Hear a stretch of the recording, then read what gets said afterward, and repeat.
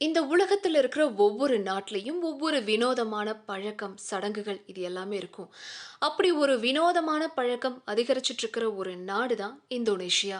இங்க இருக்கிற வினோதமான பழக்கம் என்ன அப்படின்னு கேட்டீங்கன்னா, ஏழை சமூகங்கள சேர்ந்த பெண்கள் பணத்துக்காக ஆண் சுற்றுலா பயணிகளுக்கு தற்காலிக மனைவிகளாக, அதாவது சுமார் வெறும் 15 தினங்களுக்கு மட்டும் பெண்கள் அனுப்பப்படுறதா இப்ப செய்திகள் வெளியாகியிருக்கு.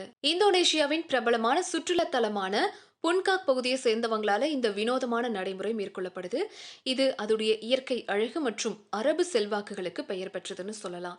மத பாரம்பரியம் அப்படின்ற போர்வையில இந்த நடைமுறை ரொம்ப எளிதா பாதிக்கப்படக்கூடிய பெண்களை சுரண்டுது. அதனால மத்திய கிழக்குல இருந்து வரக்கூடிய பணக்கார சுற்றுலா பயணிகள் பணம் தேவைப்படக்கூடிய உள்ளூர் பெண்களோட இந்த தற்காலிக திருமணங்கள்ல ஈடுபடுறாங்க.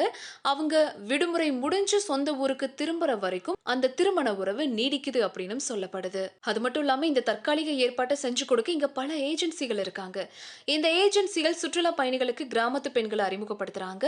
மேலும் இரு தரப்பினரும் ஒத்துக்கிட்டா அவங்க ரொம்ப சீக்கிரத்திலேயே அங்கீகரிக்கப்படாத திருமண விழாவை நடத்துறாங்க. அதுக்கப்புறமா சுற்றுலா பயணிகள் மணமக்களுக்கு உரிய விலையை கொடுக்கறாங்க. இதற்கான கட்டணம் பெண்களுடைய வயது, தோற்றம், நாட்களின் அடிப்படையில தீர்மானிக்கப்படுது.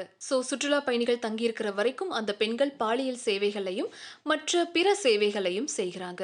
சுற்றுலா பயணி புறப்பட்டதுமே அந்த திருமணம் செல்லாததா மாறிடுது. மேலும் அந்த பெண்கள் விரும்பினா அடுத்த திருமணத்தை நோக்கி நகரலாம்.